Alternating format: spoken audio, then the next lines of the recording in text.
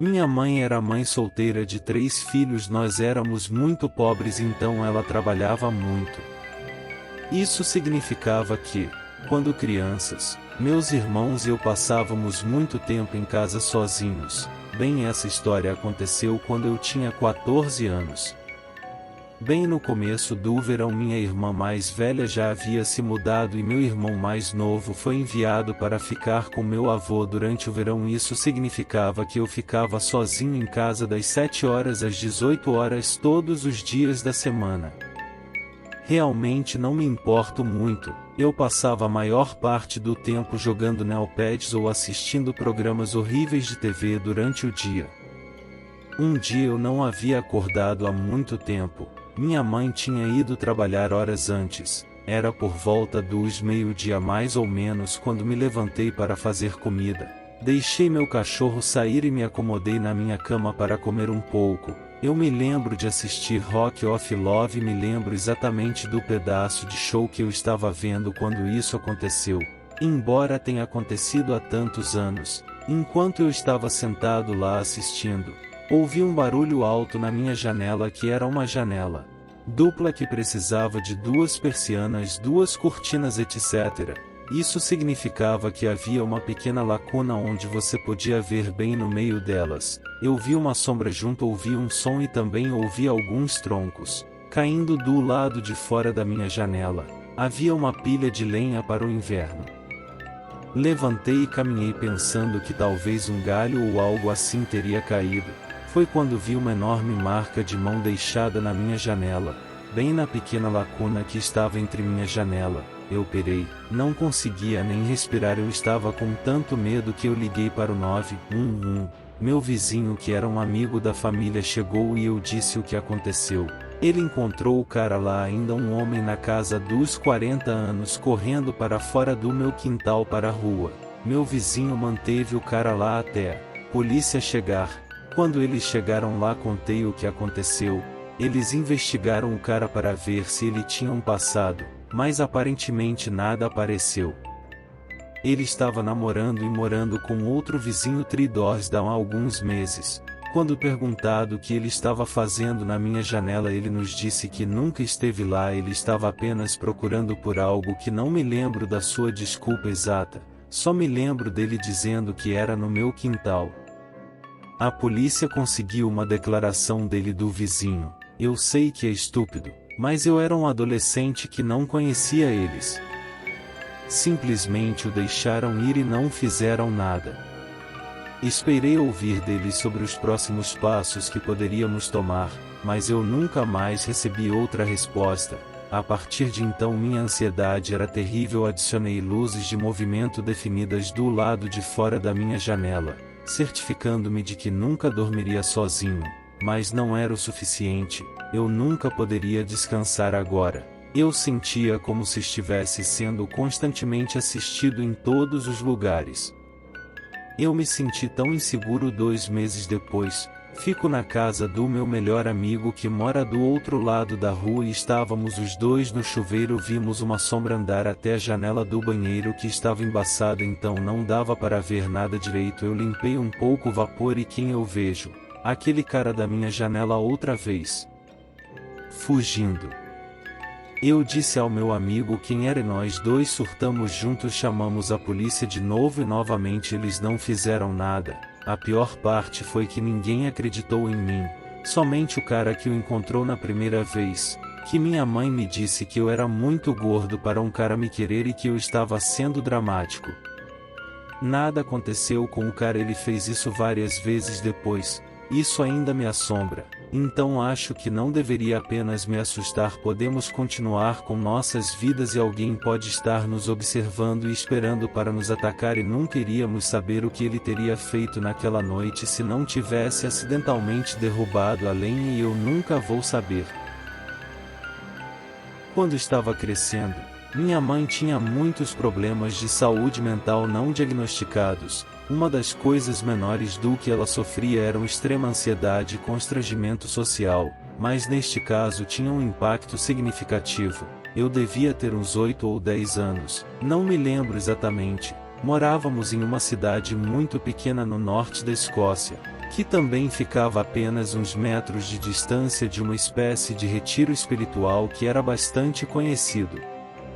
A realidade é que atrai muitas pessoas estranhas para a área. Um dia eu, minha mãe e meu irmãozinho subimos o High Street para comprar mantimentos. Era apenas uma tarde de sexta-feira normal, fora do supermercado pouco antes de voltarmos para casa. Havia um cara com um cachorro grande, não consigo me lembrar de que raça era, mas era um daqueles enormes com um lindo pelo branco puro e fofo. Meu irmão e eu ficamos fascinados com ele. O cara começou a conversar com minha mãe pelo que pareceu uma eternidade. Teve uma hora que ela conseguiu fazer com que ele parasse de incomodá-la e começamos a caminhar para casa. O cara com o cachorro estava em uma van em vez de apenas se despedir e seguir seu caminho. Ele colocou seu cachorro no carro e começou a dirigir atrás de nós em um ritmo mais lento do que estávamos andando. Quando chegamos em casa, ele estacionou bem na frente da nossa porta. Quando entramos, minha mãe fechou as cortinas e disse que iria simplesmente ignorá-lo. No sábado de manhã, meu irmão e eu acordamos cedo. Quando espiamos pelas cortinas, ele ainda estava lá parado com seu cachorro do lado de fora no nosso jardim, olhando para a janela da nossa sala.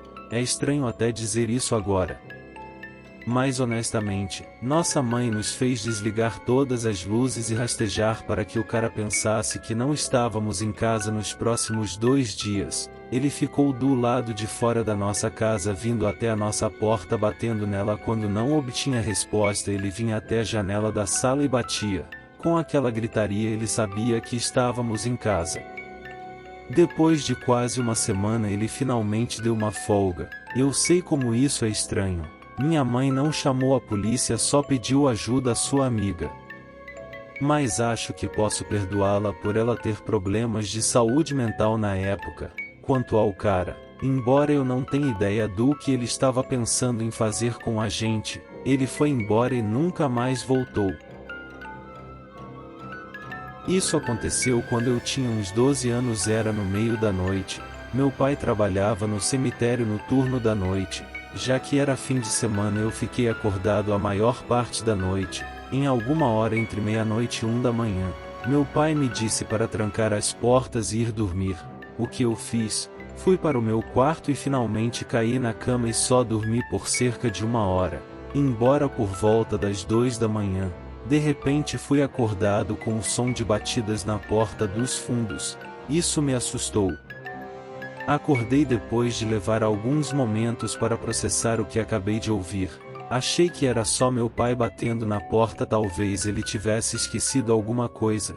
Ele estava mentalmente exausto. Eu sabia que ele tinha uma chave com ele. Eu disse a mim mesmo que ele tinha acabado de sair. As batidas continuaram. Foi assustador. A próxima coisa que aconteceu foi que a batida parou de repente. Então começou novamente em um local diferente. Alguém estava batendo na janela da minha cozinha. Continuei, tentando me convencer que era apenas meu pai, mas eu não entendia por que ele não podia simplesmente destrancar a porta sozinho. Ele sempre tinha a chave. Eu não ia atender a porta. Se fosse meu pai, iria esperar que me ligasse para abrir. Mas nunca houve tal chamada. As batidas recomeçaram em outra janela. Tentei verificar o que estava lá fora. As batidas não paravam.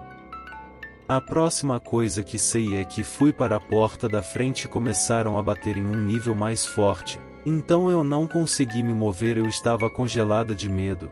Eu não conseguia gritar, falar ou mover qualquer músculo do meu corpo. Meu coração estava parando quando a batida se moveu para uma janela cada vez mais perto do meu quarto. Minhas cortinas eram transparentes, eu não conseguia fazer nada, eu não sabia o que eu fazer, eu só podia ficar ali enquanto o medo me consumia. Eu movi meus olhos para a janela, meu coração disparou quando vi um homem espiando por ela, um homem alto com uma máscara de esqui cobrindo o rosto. Eu mal conseguia distinguir os detalhes porque estava tão escuro. Sua máscara tinha algum tipo de desenho de esqueleto e ele inclinou a cabeça ligeiramente quando percebeu que eu tinha visto. Tentei dizer qualquer coisa, mas minhas palavras engasgaram na minha garganta. Eu fechei meus olhos com força e comecei a sussurrar para mim mesmo que não era real. vez em quando eu abria meus olhos e ninguém estava lá.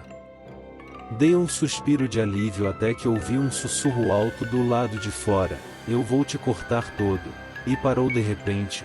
Foi quando eu pude finalmente me mover de novo, mas eu não consegui dormir mais naquela noite. Não foi um sonho, tudo era muito real. Eu não sei o que aconteceu, mas eu rezo para nunca ter que passar por isso de novo. Foi um dos momentos mais assustadores da minha vida.